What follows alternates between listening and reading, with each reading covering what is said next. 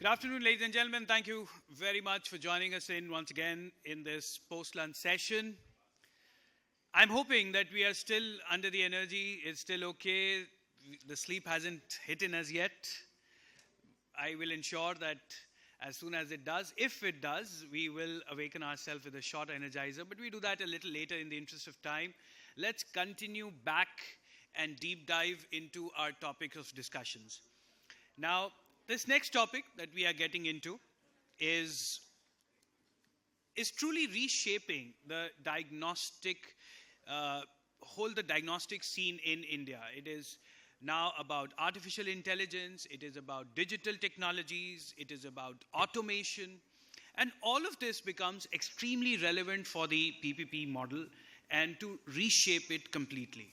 So this next session that we are getting into is topicked as AI, automation, and digital diagnostics, redefining accuracy, access, and efficiency. This one, we'd really like to acknowledge our session partners, Braun Laboratories Limited, for this particular session and helping us to accumulate and put this session together to be very valid and very apt to the nature of the topic. So with this, ladies and gentlemen, let me start by inviting our moderator for this session, Dr. Avi Nahar, who's the Chief Operating Officer for OneCell.ai, to please step up onto the stage. Welcome, sir.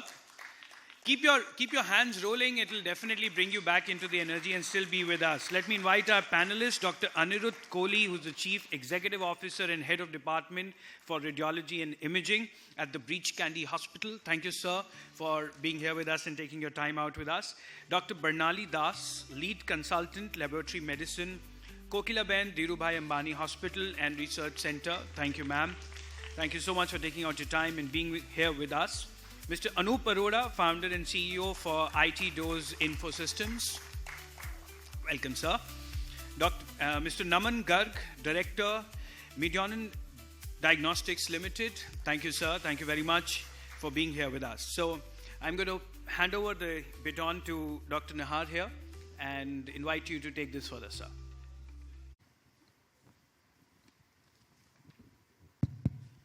Hi, good afternoon, everyone. And it's been an honor and pleasure to be here amongst the august panelists besides me. And I thank VOH and the organizers to give us this opportunity to express our views, debate on some of the topics that make a very relevant sense today as we discuss the AI, automation, and digital diagnostics. So there are three parts to it: accuracy, access, and efficiency. I would like to go a step further and discuss something more about the experience as an end user, which is more or less patient and also the doctors. So as Dr. Nishal opened this session saying that diagnostics was always a supporting actor, and now maybe some of us will agree that it has become a director to an extent. And in the era of intelligent diagnostics, we are looking at data, insights, and also trying to figure out how AI, automation, digital infrastructure is moving us from reactive to predictive.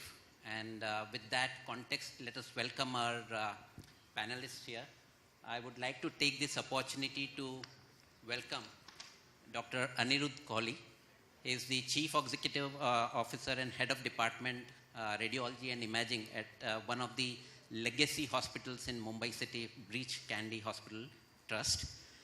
He has a career spanning over 35 years, and by education he's a radiologist, and in his over 3 decades of experience, he has pioneered the adoption of MRI technology and has recently secured Tata Group's 500 crore investment.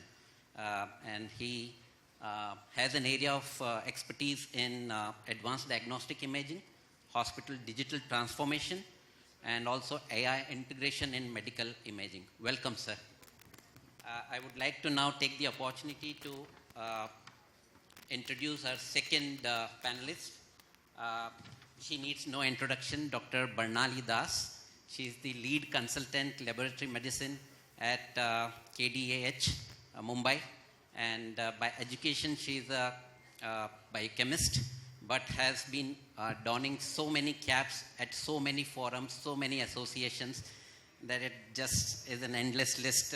To highlight a few, she is the chair of erstwhile AACC, which is now ADLM, and she is an executive member, scientific division for IFCC. She had been, and she's also a quality assessor and has been capping many editorial roles. So she has so many awards and recognition already under her feather, and she has been featured as Powerlist 2023, the Pathologist magazine, and 2 times winner of Global Healthcare Achievement.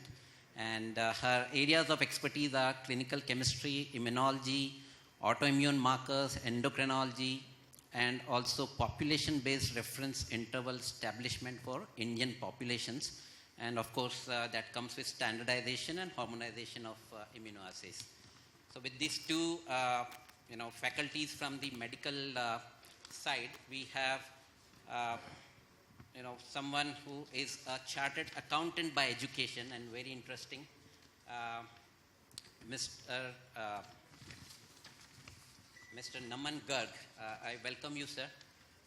He is the director of Medion Diagnostics Limited, and it will be very interesting to hear his thoughts coming from the finance side into diagnostics, and he has been making many leaps and bounds in terms of growth of diagnostics across the East India, with a network of 10 plus branches across West Bengal, and offering comprehensive diagnostic services, not only in pathology, but also to an extent in imaging as well as the preventive checks.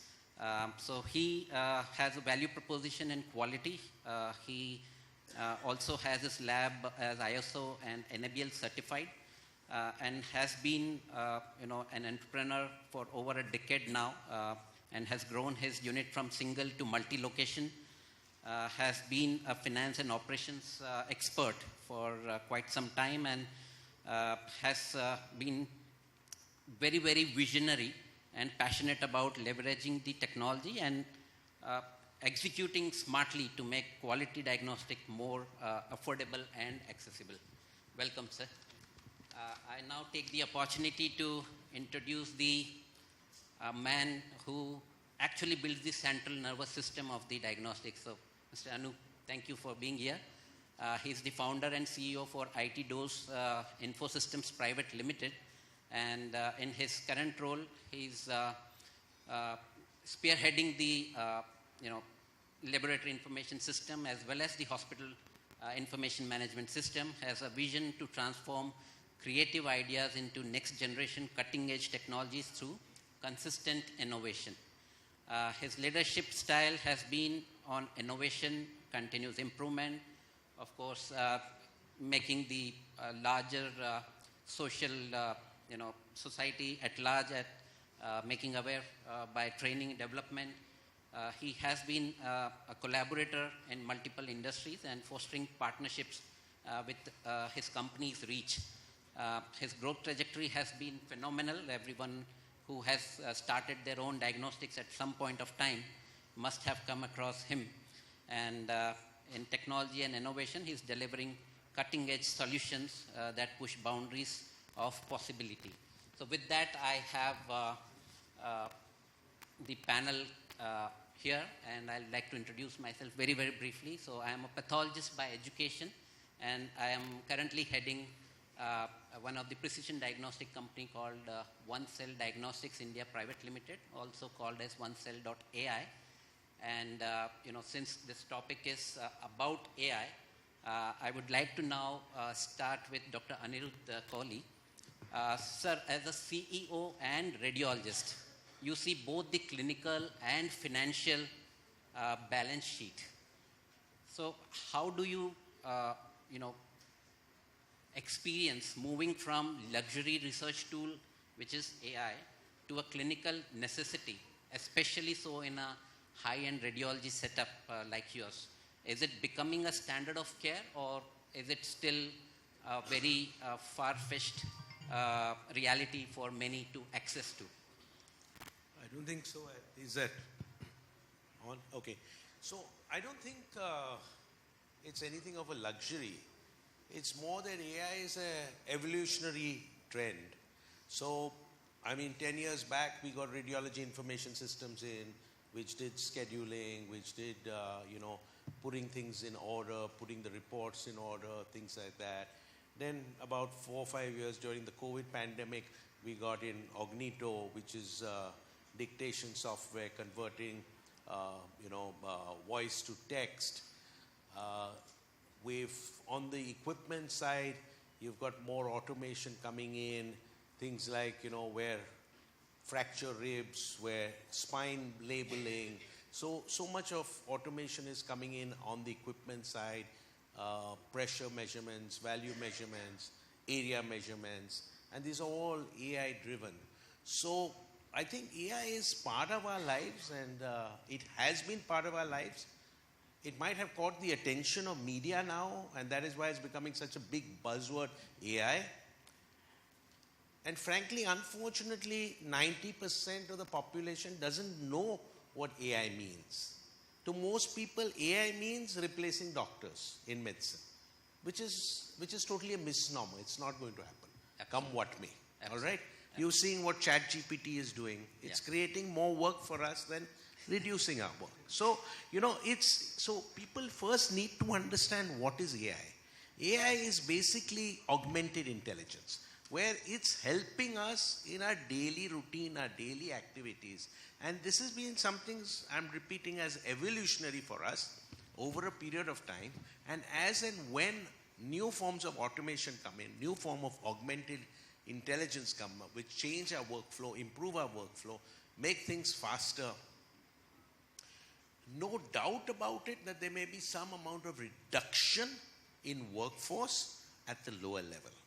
So now with Ognito, we use stenos less. You understand? So with more of automation on the equipment side, measurements, filming, things like that, automated CD burning, it's basic low-level tasks are getting considerably reduced. All right. But of course, our volumes are increasing with time. So, your staff numbers don't change, but your top line is changing. Sure. And your bottom line stays low, so it's good. So this is, I feel, is very much part of our lives. And there's no question about it from a financial side. It's making a big impact. But is there like a checkbook? Is there a way that you would want to evaluate your ROI? I'll give you a simple thing. Just forget ROI. Simple point. Yeah. Look at Ognito. Yeah. It's 25,000 rupees a year subscription. Yeah. One Ognito subscription takes care of 2, 3, maybe 4 stenos. Correct. Each steno would be 25,000 rupees a month. Yeah. You're talking about a factor of 12x minimum. Sure. By just removing one steno. Sure. Then you're removing maternity leave. You're removing all those other things. You're more importantly, you're removing interference. The problem in any department is you have 5 stenos there and they have work for 4. That 5th steno will start talking what she made for dinner last night and what she's planning and what serial she's seen, disturb the rest and create inefficiency. So going into some of these automated things actually is changing efficiency on the ground, which is significant. So I think radiology actually adopted AI much faster before it came to pathology, and then we had total lab automation. It's very simple. I'm talking to my pathologist and I want to speak to her. I was so happy to see that she's here because I can never go across all the way to Kokilaben Ambani Hospital. We are different parts of town. But we're here and I'm going to catch hold of her as soon as you let us off, because I want to talk to her, because my pathologists, either in histopathology or in biochemistry, are refusing to automate, are refusing to go digital. All right. So, interesting point. So, let me come to Dr. Barnali. And to start off, ma'am, you have recently received NABH Digital Health Excellence Award for implementation of AI in diagnostics. So how has your journey been, and are there any case studies you would like to share with us which can give us some insights on how challenging was it, or how easy was it for you to convince the management at KDH? Like Doctor said, it was kind of a constraint for him to convince everyone. Please. Thank you, Dr. Abhi. Thank you, VOH, for giving me this opportunity. So here, I believe, like as Sir has mentioned, yes, initially there was a lot of, that we were not ready for accept that AI, artificial intelligence, or machine learning, or deep learning. So here, I just want to tell the philosophical lines of Albert Einstein. Life is like riding bicycle. To have your balance, you have to keep it moving. So if we see our lab life, so it's like a bicycle ride. So there is one wheel of quality, and another wheel is wheel of cost. So as you have asked, sir, the checklist. So when we talk about wheel of quality or automation, or then we talk about, as you mentioned, this. The theme of this is accuracy, precision, and then reference interval, and all these are sensitivity, specificity, any new test, new method, or like automation if we want to automate. So yeah, this is the wheel of quality, which is very important in our lab life. Another wheel is the wheel of cost, where there is a 3 magic M's: man, methods, and machine. So who will do the balance between these two wheels so that we have the smooth ride in our lab or in our lab life? So that is done by the AI, artificial intelligence, or digitization. So let me give some example, as you mentioned about NABH Digital Health Excellence Award. So how we have implemented, we started with implementing small. Like for example, acute kidney injury. We started with implementing acute kidney injury electronic alerts in hospital labs. So then we started doing if we send the acute ELRs, so what is the implementation? So we have seen there is because acute kidney injury, how it is detected, like in 24 hours 0.3 milligram per deciliter raise, or in 48 hours 1.5 time raise. So think about that, 1.3 milligram per deciliter raise. When we have spoken to our clinicians, even nephrologists, many times it's missed. It's small, even with biochemistry, I'm day in and day out. Dr. Varsha is there, so day in we are reporting. But 0.3 milligram per deciliter raise of creatinine is missed. So there comes the role of AI. There comes the role of the artificial intelligence. So what we did is we thought that let us start with few small projects. So we implemented just few of the machine learning based models and deep learning models. So we took like XGBoost machine learning models, 3 machine learning models, SVM, and random forest. So these are the 3 machine learning models, and we took the deep learning models is artificial neural network. We have seen this, and we implemented all of the 5 methods, and we saw how to validate. So there comes the role, because we know there are so many, everyone who knows about Python can give you some algorithm. So who will validate? There comes the role of the pathologist, biochemist, or microbiologist. So who will do the extensive validation of any any new thing in the any middleware or any AI related algorithm? So there comes our role. So when we saw that 5 different deep learning and machine learning methods, so we did accuracy, precision, recall, and then F1 scores, all those things we have seen, and we have seen that only one SVM vector that is only actually fulfill the criteria. So because of that, there needs the extensive validation. So what is the outcome? The outcome is the magnificent, because when we saw in our hospital setup with quaternary care hospital setup, also 0.3 milligram per deciliter raise, or acute kidney injury, alert is raised and compared to the AI, so around 30% increase in detection if we implement the electronic like electronic health record alert or e-alert. So this is like, the benefits of the AI or artificial intelligence. So, on a lighter note, Madam, you mentioned so many terminologies which are very specific to AI, like LNM and neural models. And do youngsters, pathologists like us, do we understand this language? Python and... Now we need to, because otherwise anyone can sell us anything and we will not understand anything. This is happening because you will see lots of algorithms for CDS or clinical diagnostic tools. Sure. They will see lots of CDS, but if we don't understand them, what is behind that and how to implement that, so a little bit of basic knowledge, I think we all. So it's all about the efficient input to get an efficient output. So that's where I think most of the labs or the diagnostic practitioners might be struggling, because they might not be able to efficiently give input to the LLM models or Absolutely, because there are many opaque models also. Yeah. So the challenges are many opaque models. So we are not aware. So if we are just blindly accepting what the AI tools are giving, so then the opaque models we are ignoring. So that's all right. Thank you so much for that. And I come to Mr. Naman. So again, on a lighter note, how does it feel to be a CA and into a very fast-growing healthcare diagnostic business across the East? Thank you for VOH for having me here. Thank you, my co-panelists. Qualified as a chartered accountant into the medical industry, sitting on the podium discussing about AI. So very different facet of it. Amira ma'am was there and we rightly heard that AI is coming up big time in radiology. And I have some, interesting insights to share what I am doing in my diagnostics. So we are running a lot of PPP model projects, and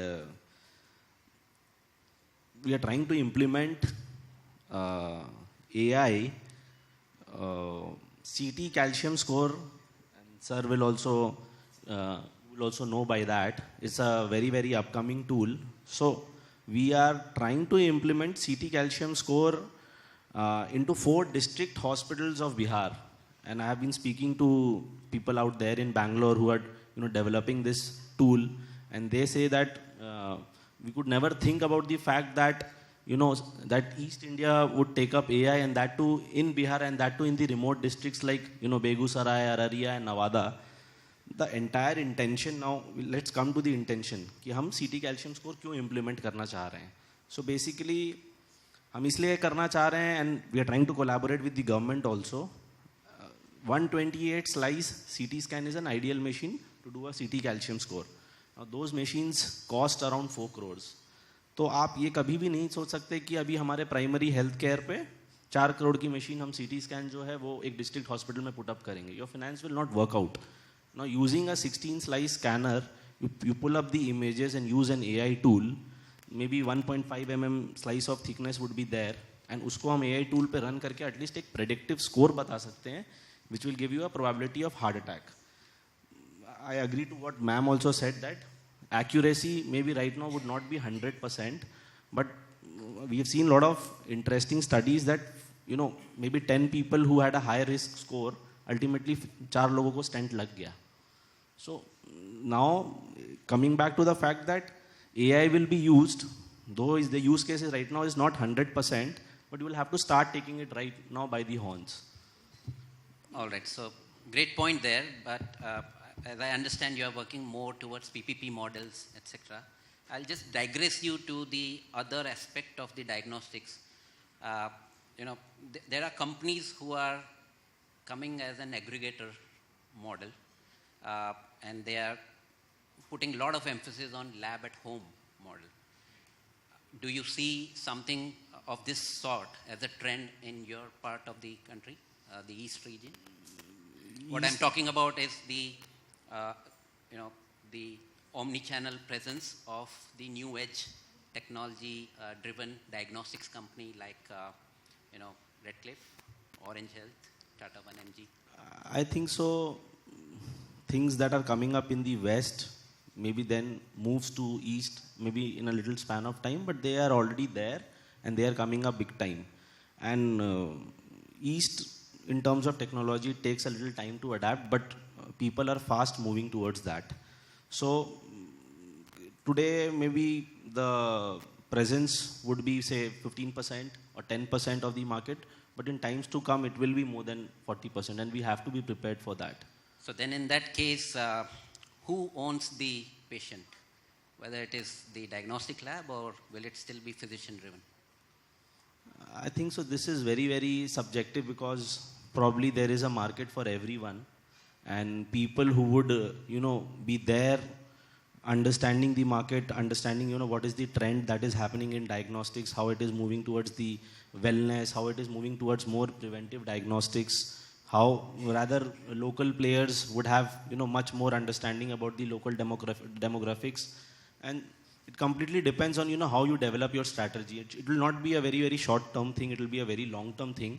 Great. But one who understands the market, adapts it to, the market, he would be the one who would maybe take the bigger share of the market. But then the market is still so huge and East is so undertapped in terms of when we talk about West, South, Central, probably East is one of the most untapped areas. And even if you, leave aside Calcutta, probably the entire market is still now, very, very nascent and in a very, very, good shape to go up. All right. States like Bihar, states like Odisha, Jharkhand, they're very much untapped. So early entrants, understanding the demographics, providing the right quality, using technology, that Sure. would be the, things who would drive for the future. Thank you. Thank you for that insight. Mr. Anup, as I said, you are building central nervous systems for most of the labs and hospitals.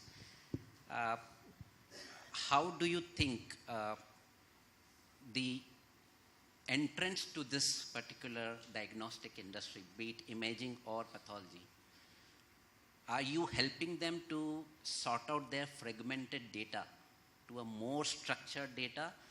And do you think as an industry we are ready to do that as a in literal sense, an AI ready diagnostic facility? What are your thoughts? Thank you, Dr. V, and thank you, UH. It's a very valid question. Since morning, not even today, whenever we go to any of the medical conferences and events, everybody's talking about AI. People are talking about their implementation, their pluses, minuses, and talk about their algorithms, machine level. But I think one basic thing which we always not talk about is data. You cannot get a good, reliable, trustworthy, clinical or financial, whatever it is. You cannot get a good, reliable output until you have a very good data. If you ask me as a software industry representative, as a nerve system of diagnostics by providing our solutions, we need to work on three important things before we talk about AI. It's just like if you want to run fast, you have to take one of your leg pull back. So the three more important key factors are, first is data, that is your quality data. Another one is standardization of data. And the third is your auditory and governance for data. So if I drill down these three important things, one is quality data. Either you are from pharmacy, you are from hospitals, you are from diagnostics. Definitely the audience are from diagnostics because I'm sitting in Diagnostic Forum. You need to ensure that whatever the legacy system you are using, or you want to change your legacy system to any of the current systems, your legacy system must have a traceability. When I'm talking about traceability, that means your system should have capability to automate end-to-end process from pre-analytical to analytical to post-analytical. Your legacy system should capture each and every data. But when you capture data, it's a depository. Your second important point is your system should have a check and balances, validations on data. How refined your system is, who can validate rule-based learning, either it's at the time of approval, at the time of sample collection, at the time of different aspect of laboratory, inventory, control, change management, you should have a capability of your legacy system that they validate the input of the data. And the third and the foremost important thing is standardization of the data. If you talk about this, every lab, I think in India we have more than 100,000 labs. Every lab has their own masters. Every lab has their own tests, their ranges, their machines, their units. One say it's LFT gold, another says LFT. So if we actually want to get the best output of AI, we need to think, it's the right time to think on the standardization of data. How we can, there are a lot of things. You can use Linux codes, you can have, your ranges, interpretation, method should be very standardized across the industry.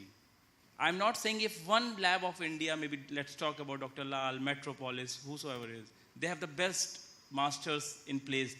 But if other labs don't have, we cannot use good AI. Because it's all about your algorithm will run on the the more data you have, the best output you have. Then the third and the last, which is very important, is we never talk about this. It's an underprivileged thought, that is interportability. We never, because I know that business in India, it's a business and it's a competitive business. But we are not at all acceptable today to handshake. You will not find a good LIS system in place who are FHIR compliance, HL7 compliant. They have generic APIs. They can talk each other. One lab is using some system, another lab is using some system. Okay, it's fine. But both the systems should have FHIR interportability of data.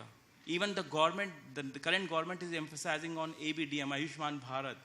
They are chasing behind diagnostic labs and everyone that you should have ABDM compliance. What does it say? It is all about, it's a sharing of data from one to another. So, what do you think? Possible? Not possible? It is. It is. I think sitting on this forum and speaking publicly, if I'm saying it's not, I'm not be right, because we are talking about AI. We are talking about the outcomes of AI, but we are ignoring the inputs. Nobody's talk about how we validate the data, how we can shake hands together. If one patient is doing their test from X lab and probably he just went to another lab, they don't have a history of that. Another follow-up question for this is, in fact, in a similar or same organization, like you named a few of the giants like Metropolis or Dr. Lal, their laboratories at different sites, different cities also use different instruments which will have different biological reference intervals. Do you see they have standardized it? See, if I do the test, for example, in Delhi and tomorrow go to Guwahati, and if the instrument is different, will I get the integrated report which can say that, okay, you were there, that was your parameter, today you are here, this is your parameter? Yes. If you look at any lab report of today's scenario, maybe the smaller lab, the bigger lab, everybody have a biological reference ranges, then they have units, they have methods, even they are doing with their machines also. Why not? We can play on data anywhere. It's just a matter of intent. Are we actually are open enough to shake our hands? If yes, so it is quite possible to have a good data, validated data together and give us a platform where as an AI leaders we can create an algorithm to get you the best output.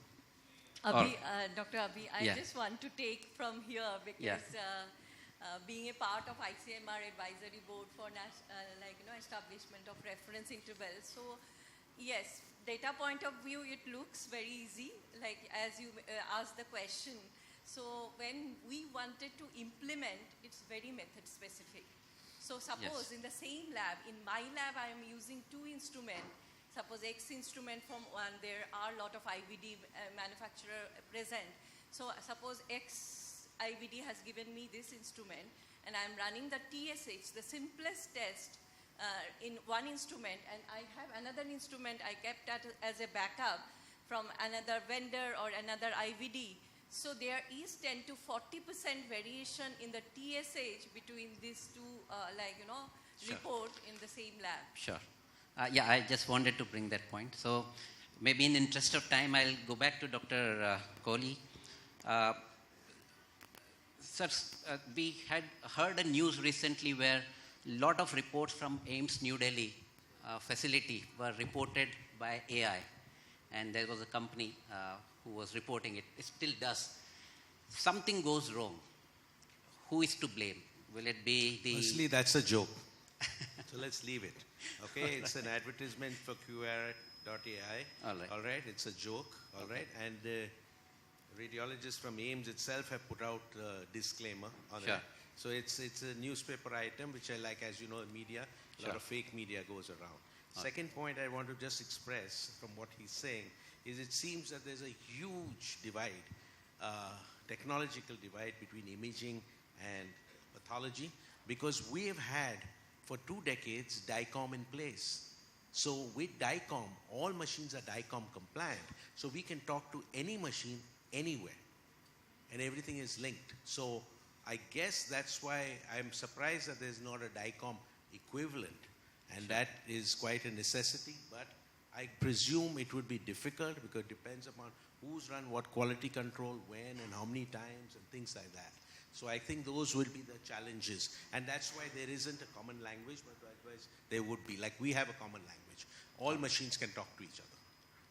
It's a really impossible task for the diagnostic sector because, IFCC, as a part of IFCC, we are trying to harmonizing and standardizing. So it's near impossible because there are so many tests and so many different methods. So it's near to impossible to standardize and harmonize. All right, so I am still looking for the answer for the second part of my question. Maybe Mr. Naman, who is to blame if something goes wrong? Will you blame the AI? Will you blame the person who is signing off the report? Or will you just blame being everyone? on the ground, running a chain of diagnostic centers, for me it is very, very simple. If a wrong report goes out to the patient, the diagnostic center is responsible. Absolutely. As simple as that. That's the bottom So line. Sure. that is the bottom line. The patient has come to you with the trust and has paid you the money, or Sure. the government has trusted you with the fact that you have to give the right report to the patient. अब आप पीछे में AI use कर रहे हो, you are using whatever you want to do, All right. but if the report is wrong, Yeah, I get that. So, Mr. Anup, do you have that clause covered in your agreements as SLF with your customers? Definitely, if you look at the typical Indian scenario, the owner of the data is the diagnostic centers. Sure. And whatever, even the current government is more emphasizing on DPDP Act, you must have heard about nowadays. It's clearly mentioned that who is the owner of the data, who gives the consent. But there are a lot of things which is in parallel, government is also working on for making, it's just preparing a platform for a better AI implementation. Right. So the owner of the data is the diagnostics. No, but will you cover at any point to some extent? Forward. I mean, any legality, liability, or litigation coming out of such errors?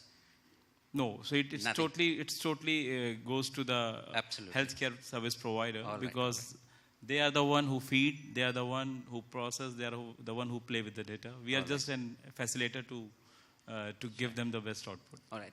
So they make the money by selling you the product and take no liability. All right.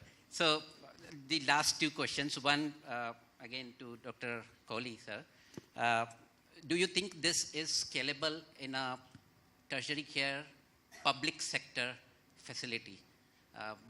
As you rightly said, that the cost is not that high, so you don't have to worry about ROI. But do you think that the scale of AI, automation, digitization can be more relevant to the public sector? And someone who's sitting in one city, can he report out the tests for patients in city which is miles away? Absolutely. So from an imaging point of view, absolutely. And from pathology? Pathology, I can't comment. Okay. But for radiology, I can comment that you can report from anywhere. You can't do a procedure for sure. Yeah. But reporting, no question, it's happening all the time, and All right. it's going on. Secondly, deployment into tertiary, very easy. Yeah.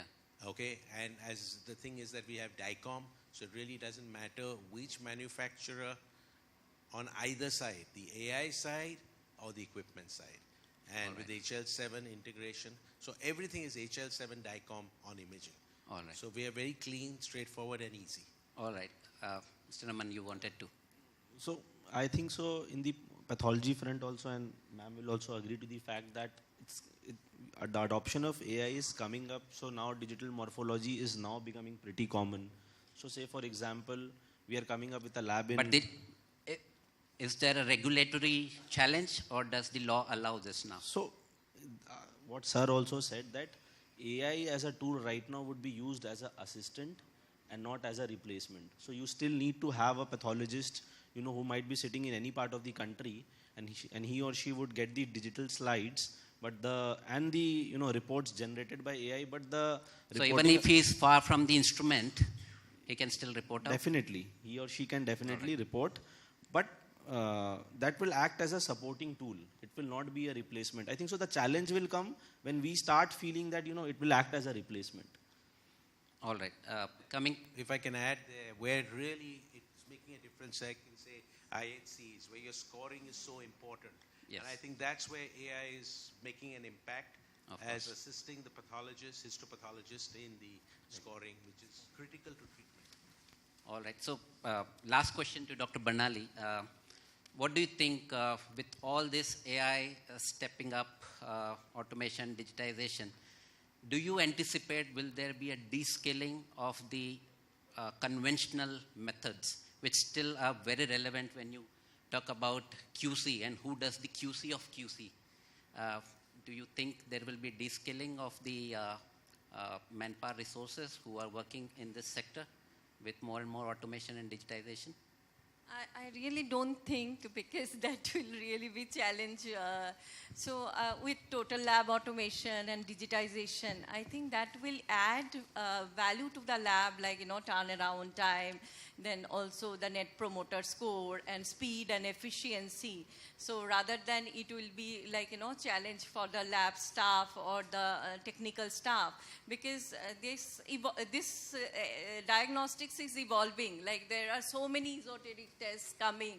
So we can implement that, staff, if we implement total lab automation for other tasks and all. So it's actually the value addition, and the efficiency will increase, if we say in terms of operational excellence, in terms of turnaround time, in terms of net promoter score. I think with total lab automation and digitization, it will improve.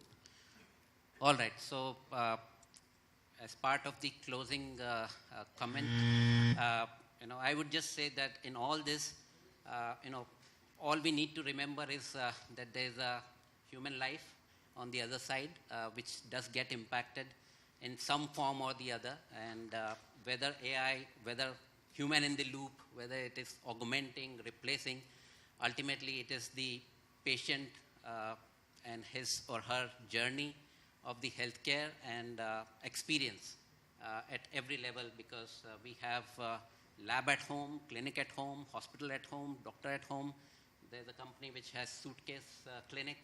So at all it boils down to the impact it makes on the society as a large, and how does a patient who is waiting at 10 p.m.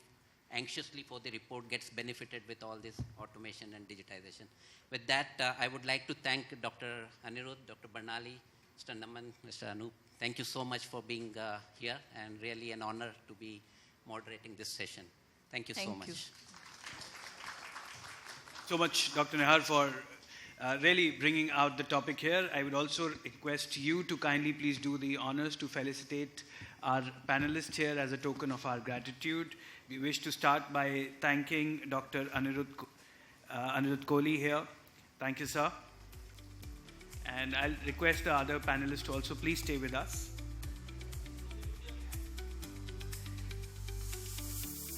We'd like to express our gratitude to Dr. Barnali Das. Thank you very much, ma'am. Thank you.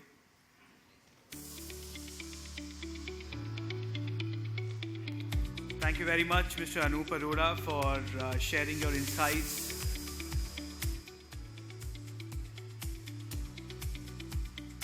We'd also thank Mr. Naman Garg, Director for Diagnostics Limited. Thank you, sir. Thank you very much. And I'll invite Mr. Jha to please step up onto the stage to kindly present it to Dr. Nahan here, as we wish to thank him for wonderfully moderating this session. Thank you so much, Dr. Nahan. Thank you. If I could please invite all of us to be together for a group picture. Mr. Jha, sir. Ladies and gentlemen, this is your cue to please give a round of applause to our wonderful panelist, our moderator, for brilliantly bringing out the ethos of this session so brilliantly.